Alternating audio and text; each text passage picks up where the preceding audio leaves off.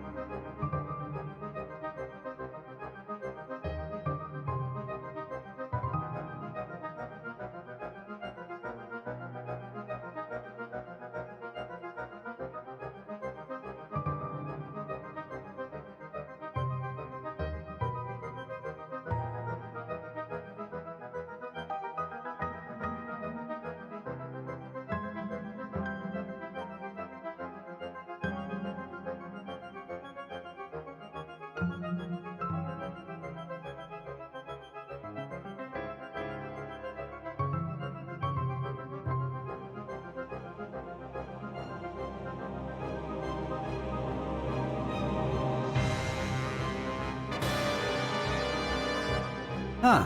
All right. Well.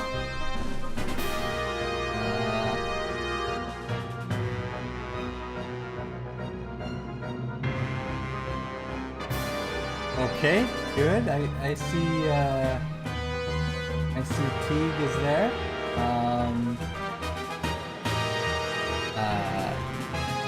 You're here. Tyson. Let's see. This is my first time with YouTube chat.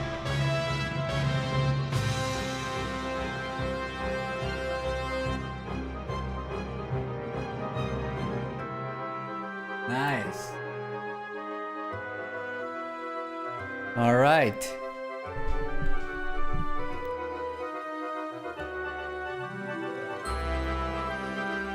Okay, that's great. So everyone, get ready for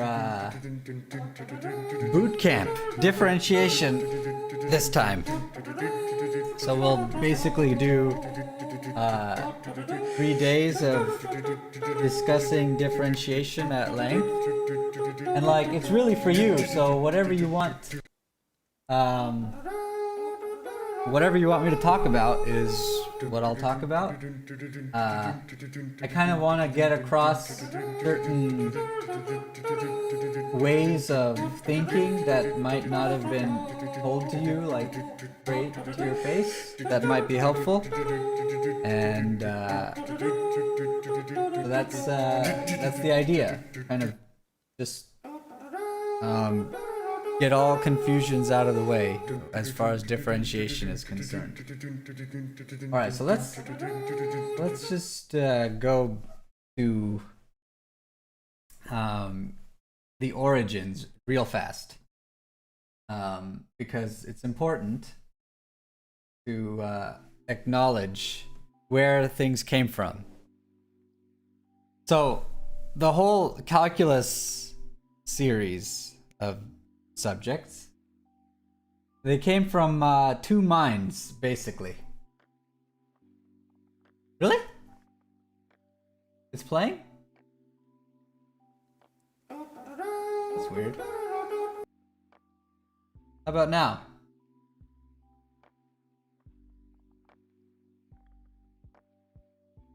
How about now?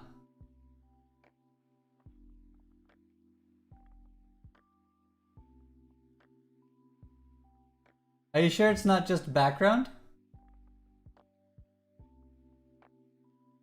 Wait, there's some weird music playing? Are you sure?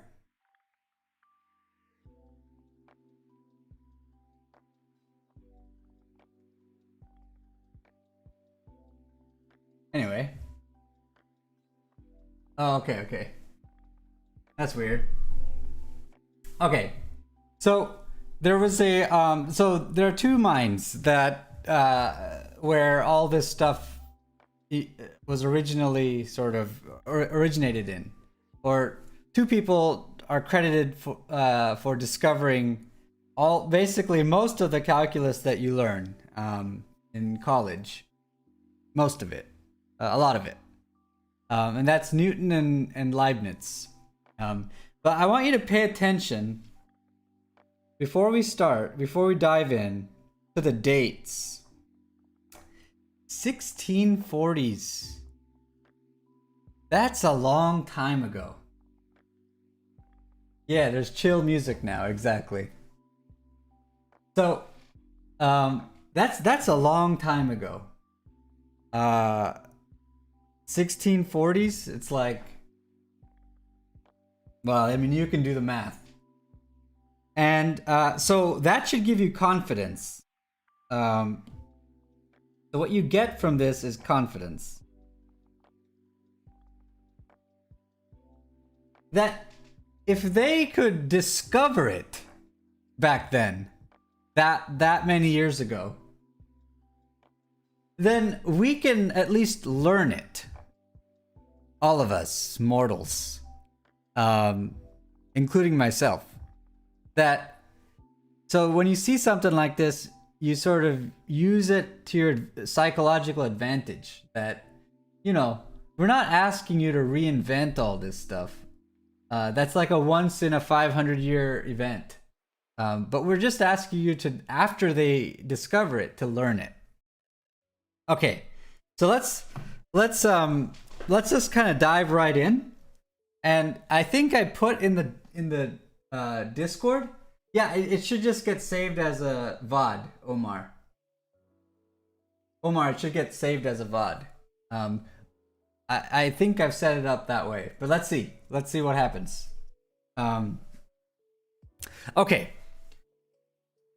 So everybody look at the Bootcamp Discord page or the channel, and in it I dropped Differentiation Bootcamp #1 PDF. And if you open that, we can sort of start the discussion from that document.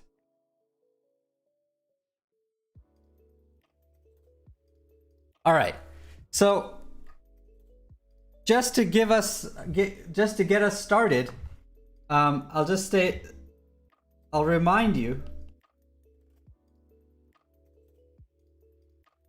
what this expression means. So you have a function like sine x, or that's too complicated. Let's do x squared. Some complicated function. Input-output relationship. And what you're interested in is the slope of that function, or the way the outputs are changing as you wiggle the inputs.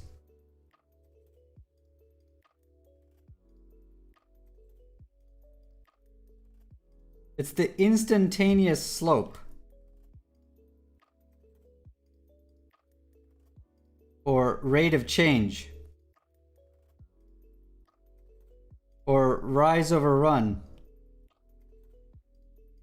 or change in outputs over change in inputs.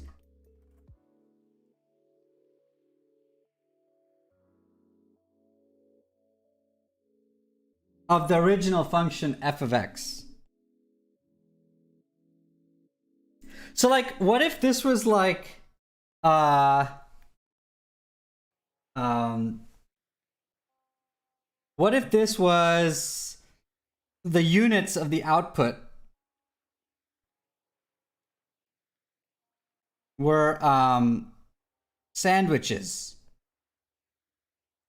And what if the units for the input thing were I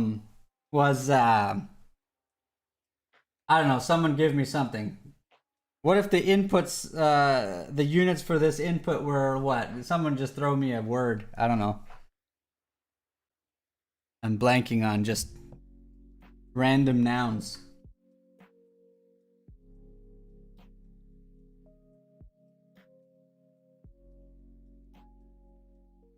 Anyone?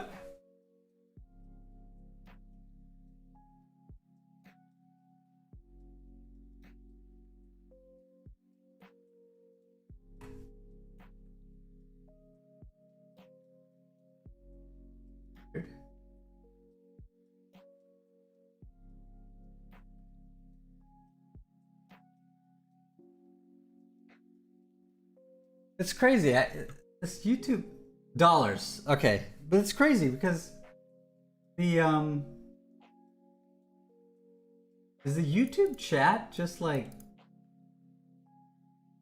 hot dogs? Okay, yeah, we'll do hot dogs. I don't know what kind of function this is, Omar, but it takes in hot dogs and it outputs sandwiches.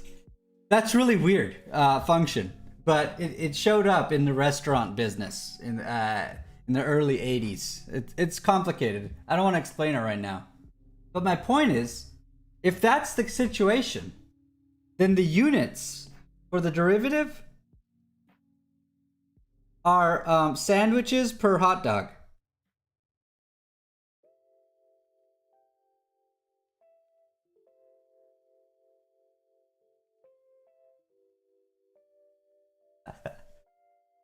Okay. Okay. Yeah, it's a massive delay, I think. Yeah. I don't know why. We'll have to look into that. Okay. So that's right. So you have to come up with a word problem to make that make sense. But that's the idea, that it's the sort of rate at which the function's output is changing. And if you were to graph it, let's look at some graphs. If you were to graph the function, you'll get a parabola. And this derivative thing is just labeling the various slopes at different points. The slope here is like, well, whatever that slope is. The slope here is this slopiness, the slant. That's what this quantity is. All right? And in the case of x squared and things like x squared, we have a simple rule or a discovery, let's say, that allows us to compute the derivatives of functions that are powers of x. And that's our first batch of derivatives that we should sort of absorb. And that's this equation.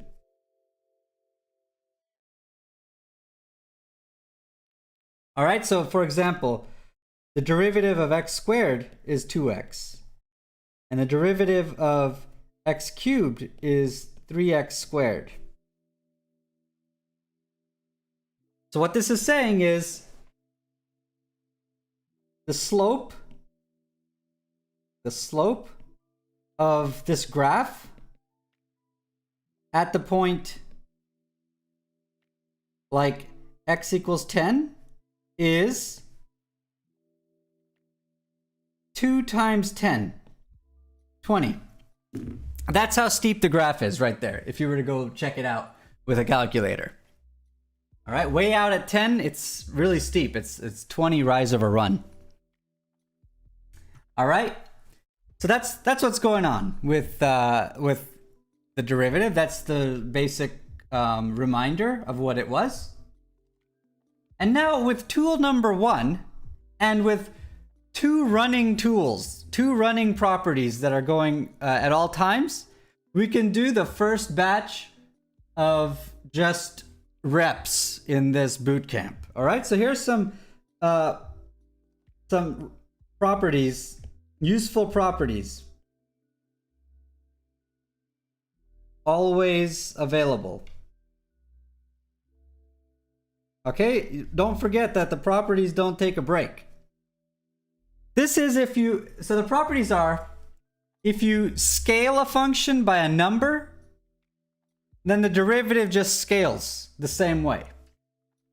So let me do it as an example. The derivative of 4,000 times x to the fourth is just 4,000 times the derivative of x to the fourth. You can take numbers, just a number, or something that's constant from the variable's point of view, and you can sort of bring it out and deal with the multiplication at the end. That's a useful thing to sometimes not get to sometimes navigate distractions. All right? And secondly, you can it's additive. So this is scaling and it's additive. That when you take the derivative of the sum of two functions, which right now we just have powers of x. All right? Then you get the sum.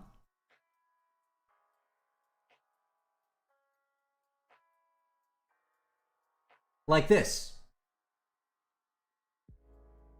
Hey, no problem, Chance. No problem. You get the sum of the outputs. So you can break up over summations. You can break up summations. These two, you can break up over sums and you can scale afterwards by numbers. They're used all the time and they're kind of constantly running when you're looking at a differentiation problem. Okay, so here's the task. I gave you like a sheet of differentiation exercises and I labeled them as like different levels. So the first one is level 1 problems. And with level 1 problems, we're only allowed to use the power rule and these two properties. All right? So that's you don't get to just go and argue any old way. You have to use the constraints I'm giving you, because only then will you start to appreciate the like harder rules later. So we're building up slowly so that you see the sort of chain of reasoning why we love the more complicated rules, and why they're sort of precious. Okay, so let's see if we could do level 1. So I'm gonna let you take some time to look at level 1, and let me give a little pointer before you dive in.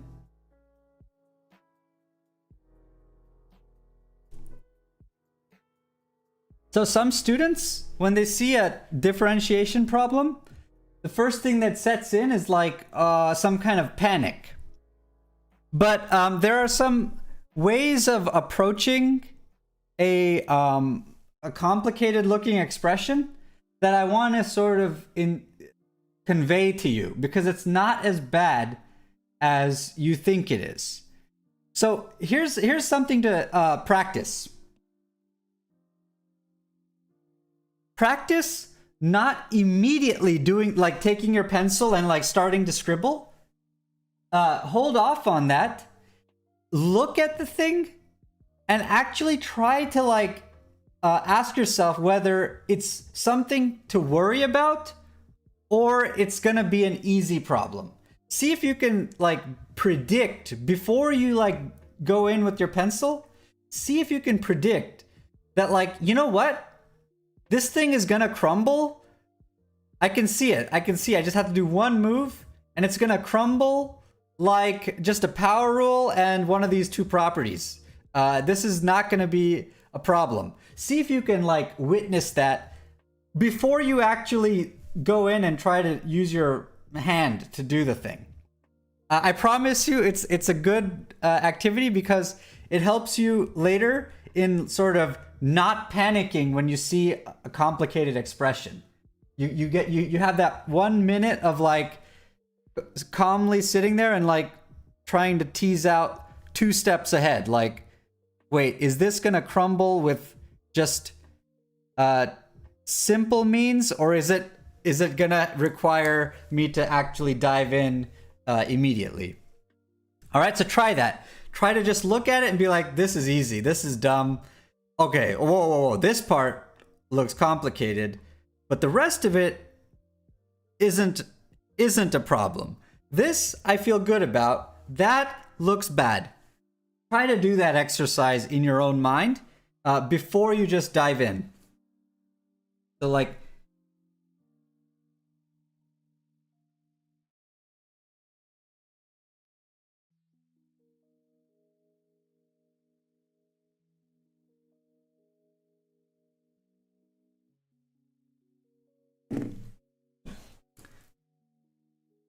all right, so I'm gonna like let you guys have like, I don't know, couple 2 or 3 minutes. In the meantime, I'm gonna try to see if my if I can get Discord interaction going with this thing.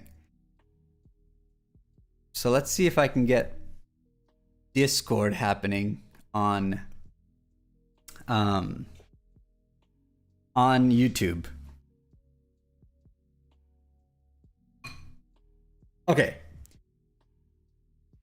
So if you're already good with level 1 stuff and you're like ready to answer any question about any one of them,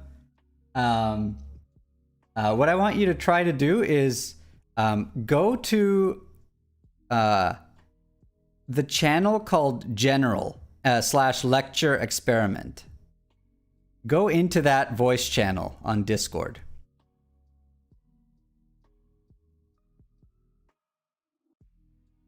Oh, link? It's like...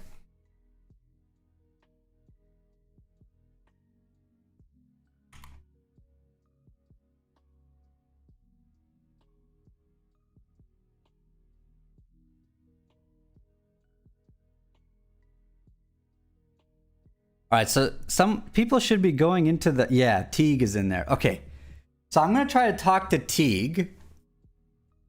But Teague, what you have to do is...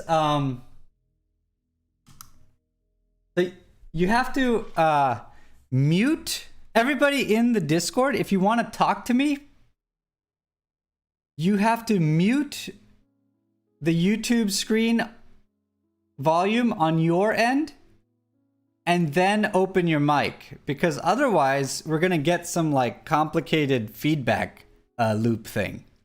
Okay, so step 1, mute the volume on yours on your end, and then step 2, then unmute yourself and talk to me on General. Okay, so I'm gonna go into General and see if this works. Okay, so let's try this. Let's try... oh, it seems like Teague left. But how about Dylan? Dylan, do you have mic capability? Or who has mic capability? And is brave?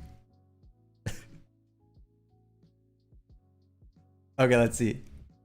Okay. Apache. That's funny. I have to actually say your silly names now. Okay, Apache. All right, why don't you try this? Remember, step 1, you gotta mute your screen. Step 2, unmute yourself and talk to me.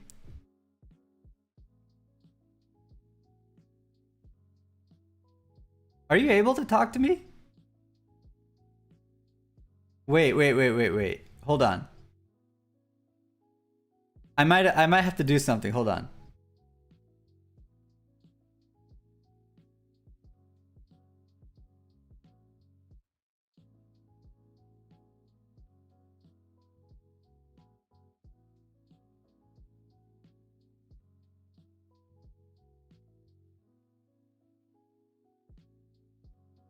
Wait, hold on. I think I know.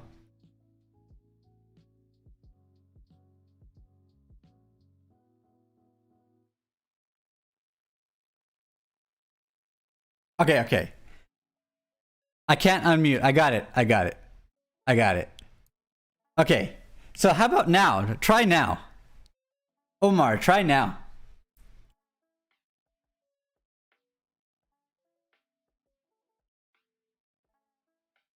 Still? Oh no. Oh, there you go. Who's that? Who's that? Oh, there we go. Wow. You have to leave and rejoin for it to work. Okay, you gotta leave and rejoin. Got it. Can you all hear me? Yeah. Awesome. All right. So, let's think about this. Who wants to talk about the first batch?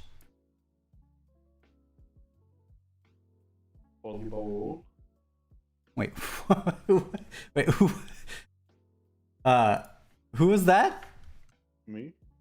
Okay, Omar. So, Omar, how did you feel about like, were any of these did any of these stick out to you as like kind of complicated? No. No? Okay, you're good with all of these? And you only used the power rule, right? Yes. And the two properties of splitting and constants, correct? You didn't cheat, yeah? You can't use advanced technology yet. No. Okay, good. So in problem 7, what did you do? Which one? Oh, problem 7. No, I thought we have to solve for the first two. I didn't solve them all. Oh. Oh, no wonder. Oh, you're so confident. Okay. Okay, for the first two. Did you even need paper and pen?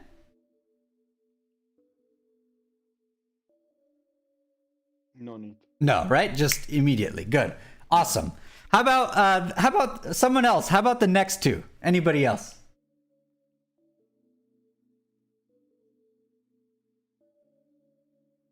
Number 3 was pretty easy. Number 4, though, I immediately saw it as just trying to do quotient rule. I couldn't think off the top of my head how to do just power rule. Great. And you did this Zen exercise of don't just dive in, look at it first, and then sort of plan something. Yeah? Absolutely. Because it sounds like you did that with number 4. All right. So with number 3, why do you think I put a pi and a square root of 2 in there? To try and trick us into thinking there's something other than constants and treat them like that. Exactly, because in lots of problems that I'll make up in class or whatever, I'll only put like whole numbers in. But you got to remember, most numbers are not whole. So so it's just training you to, like, when you look at an expression, like, have the filter of like what's constant and what's the focus on the variable part. Okay, good. So pi is just a very beautiful constant. It's just, but it serves the role of 4,000 in that previous properties thing. Okay, so number 3 then is just crumbling by summation twice and just extracting constants and then doing the power rule. Does everyone agree with that? Yes, sir. Yeah. So now number 4. Does someone have an answer to Dylan? I think it was Dylan who said that he needed the quotient rule for number 4, and we don't have anything like that. So the way you could attack this is you can see the top as one constant. Yes. And then multiply against, I want to believe it's x to the negative first. I could be wrong. No, that's exactly right. Exactly right. That this thing can be rewritten as this enormous constant times this power of x. Because x to the minus first, x to the minus second is 1 over x to the positive second. X to the minus third is 1 over x to the positive 3. And so if you literally put here x to the minus 1, or 1 over x, if you want to do an intermediate step, then that's clearly true, because the way you multiply fractions is you multiply numerators and denominators, right? And so so this is absolutely correct. And now the point is that this is a constant times a power of x, which is the two tools. That's the only real tool that we have. Our hands are tied at this level 1 stage. And so the derivative becomes, well, what is it then, Teague?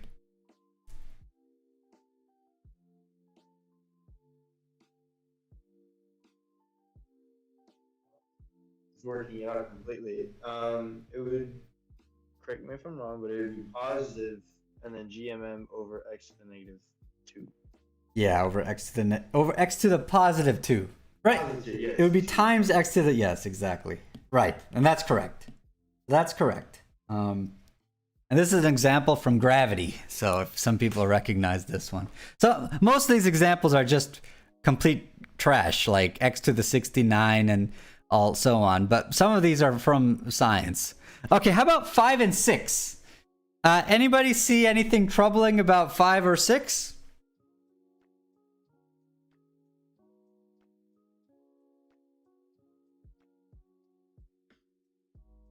I felt they were pretty straightforward. Yeah, these are just. What about the 1/3? What about that 1/3? You just bring the 1/3 in front and then just subtract 1 from 1/3. And what do you get when you subtract 1 from 1/3? Just to be clear. Negative third. Negative how many? What was that? What was that? I'm eating food and I disagreed with that. Sorry, I muted two. My bad. Negative 2/3. I'm sorry. Negative 2/3. Good. I muted too late. I'm sorry. Okay, yeah, got it. So in other words, the mute button changed the sound of the word 2 to 1. Is that what? That's interesting. That's an interest. I think that's probably a first. I don't think I've ever heard that one. Okay, awesome. This is why OSU doesn't let us use Discord. That right there. Yeah, exactly. That's right. People were spamming that excuse. We had to deal with so many academic integrity violations like that. All right. So 5 and 6 are just straightforward. In 6, though, I started putting other variables in there. But the instructions say to differentiate with respect to x. So y and t are just constants with respect to x. They don't change when you change x, because they don't remember x.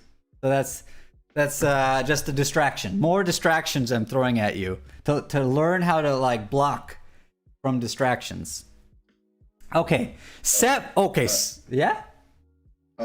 I was late just to make sure. So if the constant is not like a whole number, it doesn't get derived. It does, but the output is 0. Okay. Okay, like, because what is the rate of change of 5? Like the constant value of 5. Yes, like it's 0. It's never changing, right? And when you differentiate with respect to x, it means if I wiggle x, how does this expression change? If the thing doesn't ever reference x, the thing isn't changing when I differentiate with respect to x. And so I get 0. It's not like I just erase it. I literally get 0 if you're trying to computer code it. Yeah. Okay, I was just confused because you like left G and M. That's kind of what threw me off. Yeah. Oh, okay. But those were constants multiplying x. So Okay, so they're multiplying by x and then they stay. yeah, then they stay and they can be multiplied at the end. They have to be multiplied at the end. But if you add a constant and you differentiate, Then it goes to 0. then it becomes 0 because you use the addition law, right? You use the addition law to break it up into 2 parts. Okay. And then the second part is literally the thought experiment that we were talking about, which is the derivative of only a constant. Not a constant times x, that's a separate function. Just the constant, it becomes 0. Okay. All right, that makes more sense. Good. Thank you. Awesome. So now, now it's probably going to become challenging. 7 and 8. How's that? How did that fit? 7 and 8 look atrocious. Wow.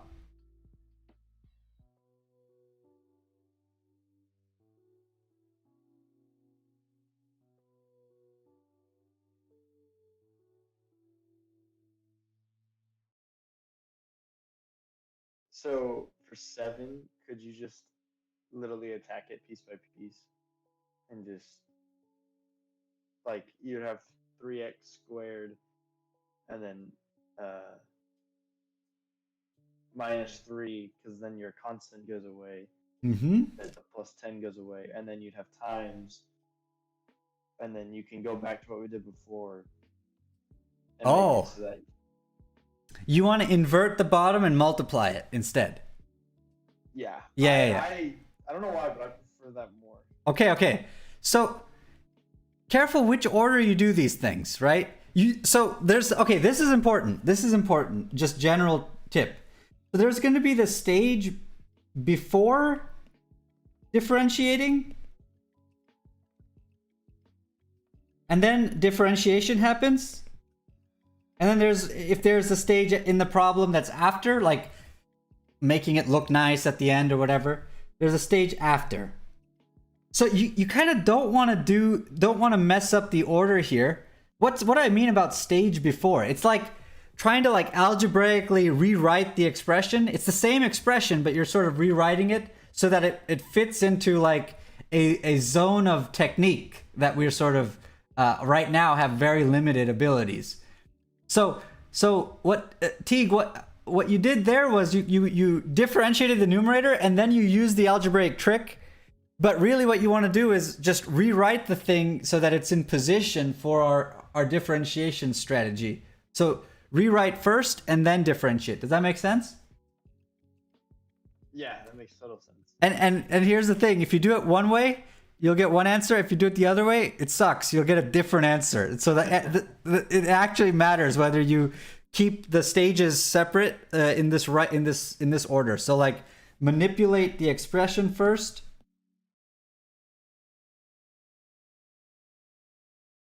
And then differentiate. And then at the end, if you'd like, make it look better, or just leave it as it is. And because if you did it right, it's right.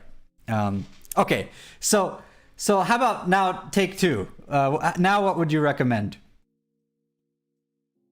Okay, so now you'd split them beforehand, and you could do it so that you're multiplying the numerator times 1 over the denominator, or you can. Yeah, and how would you write the 1 over the denominator part as a power? Yeah. Like what about that? What do you do with that 3 is the real question. That's a good question. I mean, because that's a constant, you can move that outside of it and then do just 1 over x to the 21st. Yes. Yeah. Yeah, exactly. That's good. So that's the trick. So sometimes a constant that's multiplying the expression doesn't look exactly like 4,000 times blah. Sometimes it's hidden in there. So sometimes it's kind of like this. That's a constant. And then you bring it out like that. So you bring it out as a 1/3, multiplying the whole thing. Okay, so this is like a common thing, which is sometimes like a slight modification like that looks like it's not exactly a constant times a thing actually secretly is. If you just exploit the how you multiply fractions, you can bring it out. And not all constants look like positive 4,000. All right, and now this is a constant times the main deal. And now Teague is saying, let's do the trick again. So at this stage, we're still kind of massaging the expression. We're kind of manipulating it. And so remember that we haven't actually differentiated yet. Okay. And then what do you want to do? Once you've multiplied, yeah. Yeah, and then make it so that your expressions are split, and then deriving them. Yes, exactly. So you're going to distribute this thing, right? All the way across? Yeah. And just leave the 1/3 way at the end, and you get x to the, okay, that's negative 2018, I guess, power, minus 3 times x to the negative 2020, plus 10 times x to the negative 2021. Right? Have we differentiated yet? No. No. Good. All right. So we're just still in the first part. Yeah. Is there a message? Why didn't we multiply the 3 with the 2021? Okay. So good question. Let me go back into. I should be back. Am I back in? Am I audible? I don't know. So I'm assuming it's right here that you're. I'm assuming the question was, why don't we multiply 2021 by this 3? But you see, it's the multiplication of the following form. And if you have two exponents with the same base multiplied, you add the exponents. And if you had an exponent that you then further exponentiated, you multiply the exponents. Okay, so the confusion was between those, Opachi. I believe. I'm not sure if that's exactly what you were asking about, but that's what I thought might be what you were thinking. All right, it's easy to get those wires crossed. All right, so this, we still haven't differentiated, but always have running, like, how, am I done? Like, spiritually, like, is this cookie gonna crumble? Like, or am I up against a real roadblock? This thing feels good because it's a constant times this stuff, and this is a sum of things. It's this chunk plus or minus a constant times this chunk plus or minus a constant times this chunk. And you look at the 3 chunks and you ask, are those things that we have the tools to do? And those are literally powers of x. So like this thing's gonna crumble. Anything that happens now at this stage is classified as a stupid mistake from here on. Correct? Swaggly Swialio too. Welcome. Okay, so now I differentiate.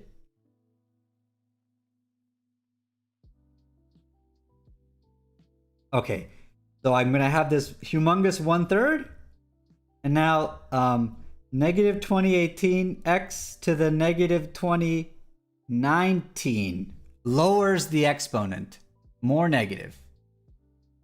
Minus 3, it's just a constant, times x to the derivative of this thing, which is negative 2020 times x to the negative 2021. Did I get that right? Yes. Exponent goes down 1 when differentiating. Plus 10 times whatever that is. So times negative 2021, x to the negative 2022. Wow, ran out of space. And that's the answer.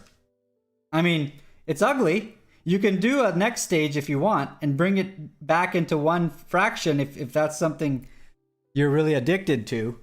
But that's it. I mean, you got to the end of the program. This is the derivative of that crazy function to begin with. All right, so now take a look at it again. Look how crazy complicated the function looks. But like in retrospect, with these two tools, this limited toolkit, and the Teague trick of bringing the denominator up as a multiplier, that that makes it kind of trivial. You should start to insult certain problems when it gives confidence in this game. All right, so now 8. What about 8? Anybody have ideas about 8?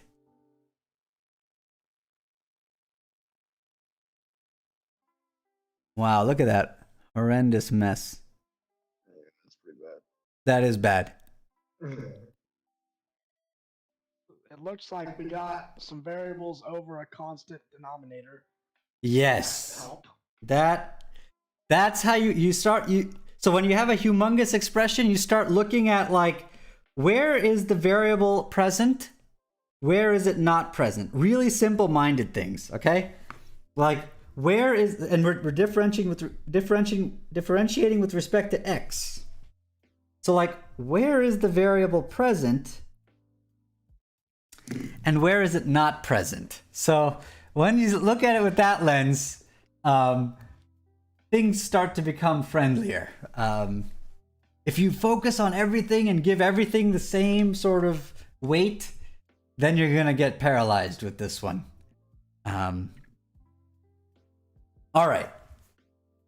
And so the observation there was that this denominator is, from x's perspective, it's just a constant. It's a big, massive 3. And so it's in the denominator. So division by 3 is secretly multiplication by a constant, namely 1/3. So maybe there's something we should do here to start getting it in line with the 2 tools that we have available to us. What should we do? How should we proceed from here? Could we just basically move all of, like, I don't know, because we know that's 1 over Yeah. that crap. Yes, 1 over the Move crap. that out, Yeah. and then technically we'd differentiate, but there's no x to differentiate in there, so then it would just be the constant, so then we just focus on differentiating the rest. Careful, yes. So when we have a product of 2 functions, we don't have the rule that tells us how to differentiate the product. So in your reasoning, what you should only allude to is these 2 principles. That when you differentiate a constant times a function, you can bring the constant out, and that when you differentiate a sum of 2 functions, you can split it up. And the power rule. You get to only pull these 3 levers. So I would just slightly change your explanation to, you have this 1 over crap thing. It's a constant, so I can pull it out. Period. Don't say, I'll differentiate it and it won't do anything, because that's actually alluding to the product rule that's going to come. We're going to really appreciate it later. Okay, so the constant, it's a constant, so it comes out and multiplies at the end. And now what do we have remaining?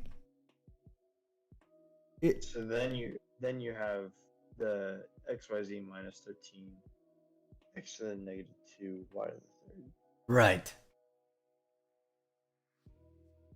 Now, is this worrisome, or is this in good? Are we going in a good direction? Say we're doing just fine. And why would you say we're doing just fine? Because now we have an easy differentiation rule to follow, and we've got a coefficient of a bunch of stuff out on the left. Yes. So it makes it a really easy differentiation because everything is nice and neat and by itself. Yeah. Okay. So to run the whole thing, right? You have this 1 over 1/3 times that whole thing, and you've got this one, and you're just going to distribute, but you're going to keep it as sort of a number times xyz minus, a number times 13 times x to the minus 2 times y cubed. And now, why is this in our ballpark? Somebody tell me. Really sort of articulate it. Why is this a level 1 problem? Because we go back to the idea that a constant times, and then we can basically just use the power rule Yes. for the other. The X part. Yes. Exactly. Perfect. And the constants here are kind of on both sides of the X right now. Right? The YZ is multiplying X. But it's just contributing to constant times the X. So focus on where the meat of the function is. And if there's constants like on the bones, just kind of start carving them off and focusing on the main part. Yeah, just sort of focus on where the function is, the meat of it. Okay, and so this thing differentiates to. So now I'm remembering that I differentiated. It's just going to be the constant, which I'm going to collect all on one side here, times. Now power rule applied to x to the first power is just 1, not 0, 1. So I just get that constant. And then I have the subtraction. Differentiation respects addition and subtraction. And I have the constant here is like this thing.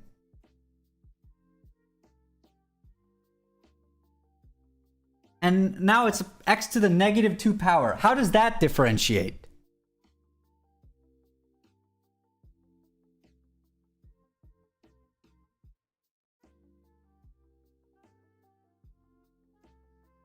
Anybody?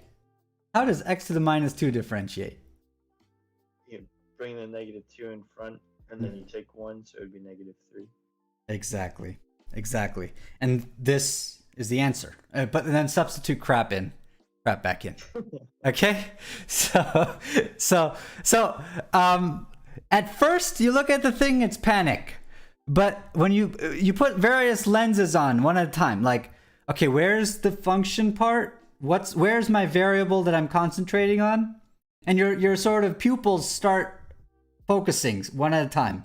You look one term at a time, and you hope for the best. Like, wait, maybe the bottom doesn't have too much going on. And indeed, this time it was just one massive constant from the perspective of the variable. All right. And now I'm telling you that the next one is similar because, well, no, in the next one you use Teague's trick in the first part. But the sine theta and the cosine theta and the theta are just distractions. Okay, so now I want to zip to problem 12. It's the word problem of today. So everyone look at problem 12. And can you explain to this poor student, Frankie, what's going on? Yeah.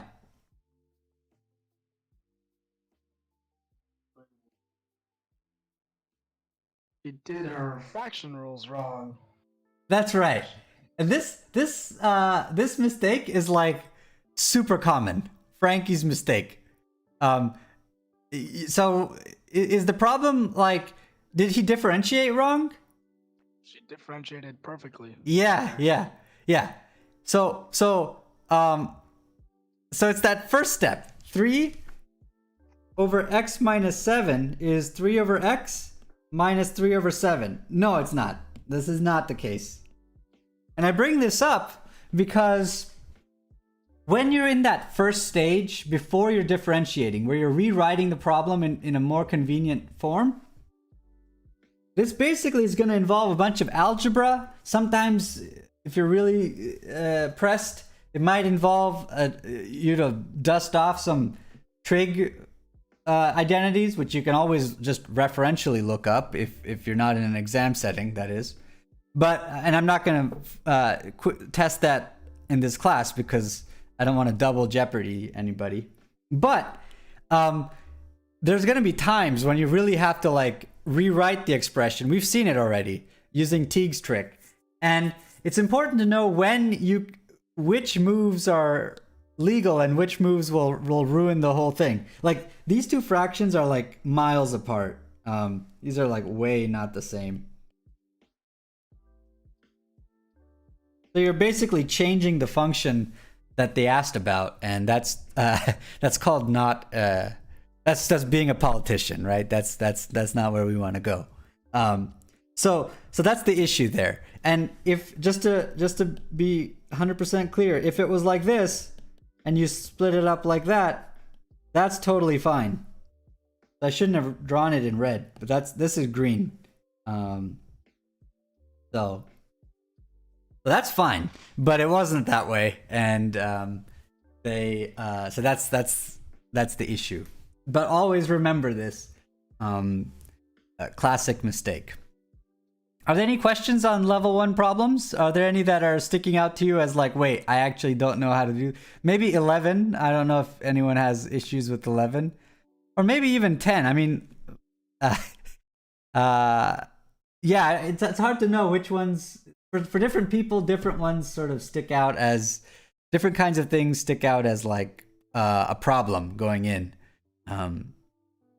But yeah, I don't know if you have any that just by looking at it, you're feeling like there's some major red flags. Just let me know. This is your time to just learn this stuff. And if not, then we go.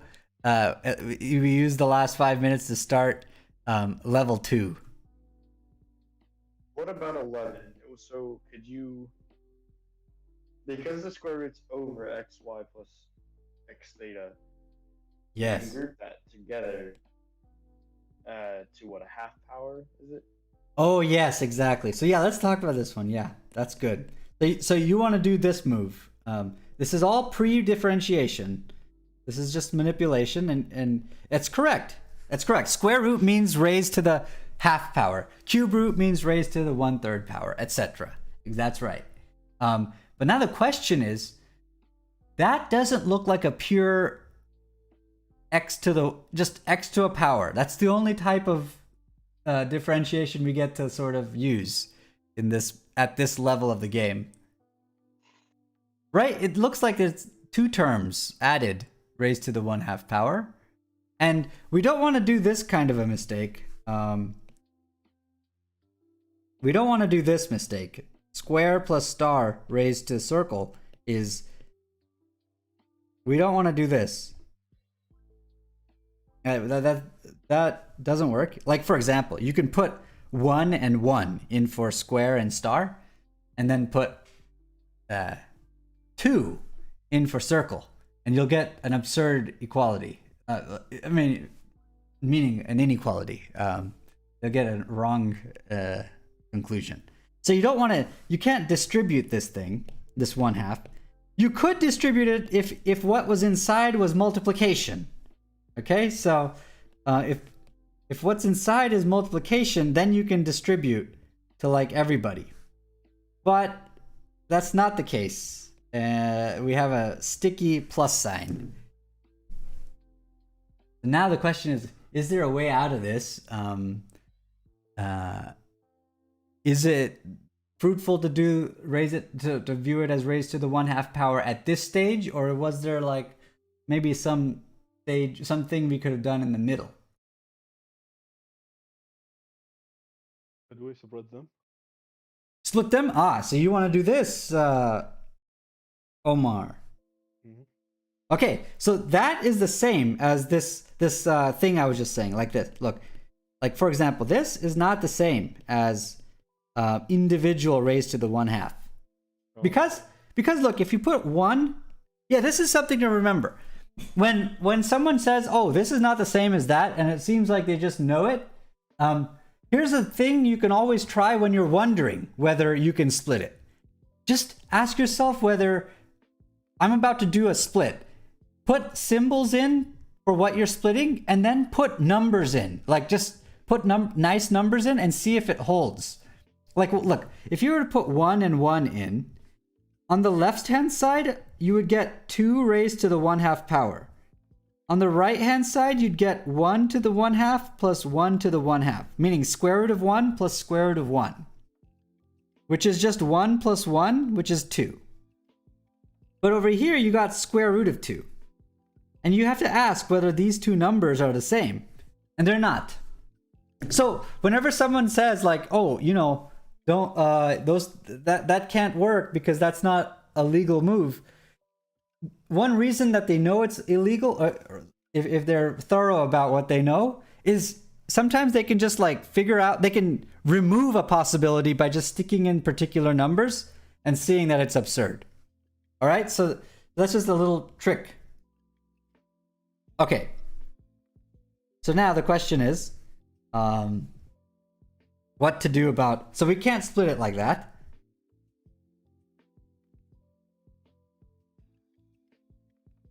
Any ideas about this one?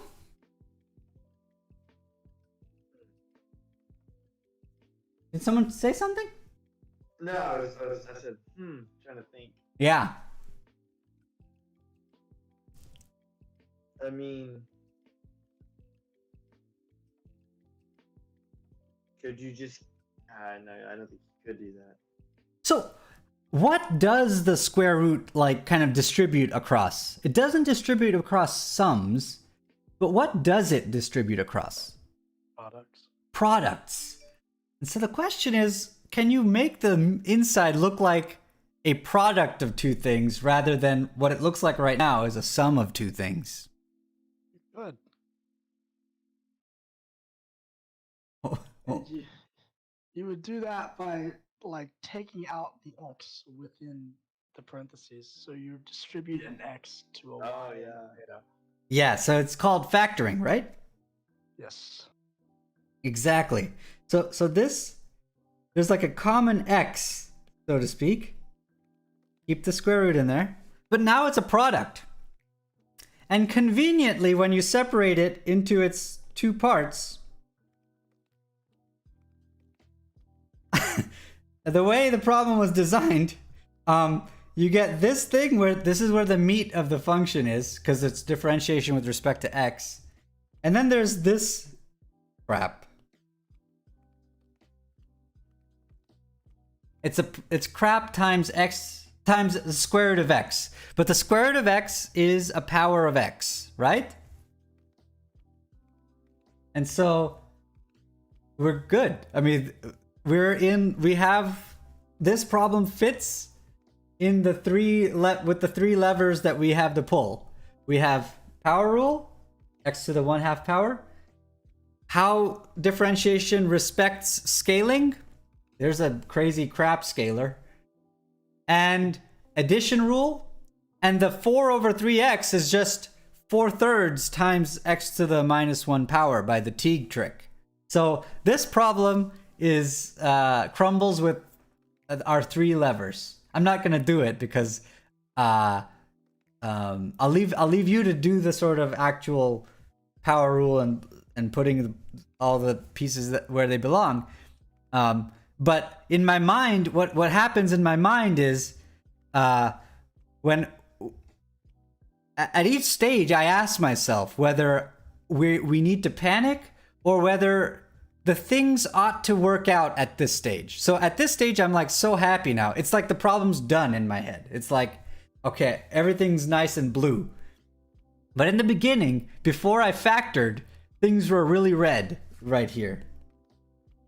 Very like swollen and like bad. But what you look for is if maybe the square root, yeah, it doesn't distribute across sums, but you learn that maybe I can brute force and try to make it look like a product and squeeze out that way. So when you have a square root, try to look for a product inside. Be happier, bluer, greener. Feel greener when there's a product in there. Feel worried when there's a sum inside the square root. It's an uglier expression. All right, so I say these things because they're unspoken, but they are the sort of secrets that a person collects, secret feelings that a person collects that helps them navigate through complicated expressions. There's a way to sort of view to approach a complicated expression. There's like better ways than just diving in and just saying, okay, I learned some random rules, so I have to use them and without first sort of strategizing. Okay, so this is good, and I like that Teague like pointed out. He's like, yeah, I don't know about that square root expression. That itself is an expression that like he knows that the rest of it is fine. It's like the rest of it's not a problem.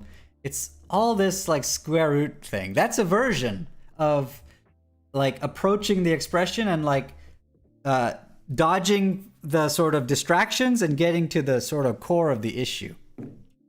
All right, that might have just been complete garbage, but do you want to keep? Are there any other questions about level 1? I think it's a clean place to stop before we move on to level 2 types of problems. Any kind of questions you have about this? Anything at all? No, I'd say it's pretty solid. Okay. Okay, good. So level 2 is just, we're just going to learn, not learn, but just put on the screen, earn the right to differentiate sines and cosines, natural logs and exponentials.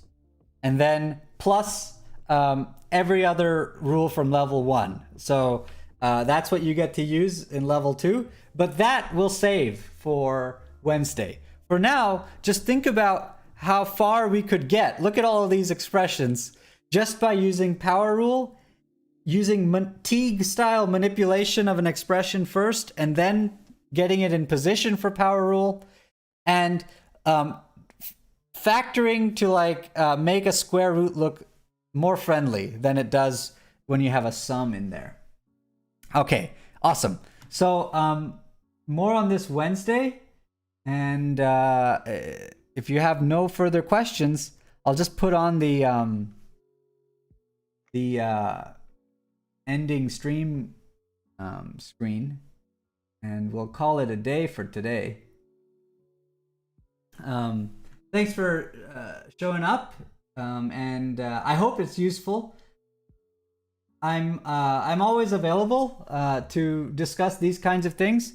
I actually really like talking about how to approach a problem, like what it feels like to, when you should be happy looking at an expression, when you should be sort of start to panic. Those are the kinds of things that are not really taught sort of explicitly in lots of places. And so it's kind of a treat to be able to discuss those things.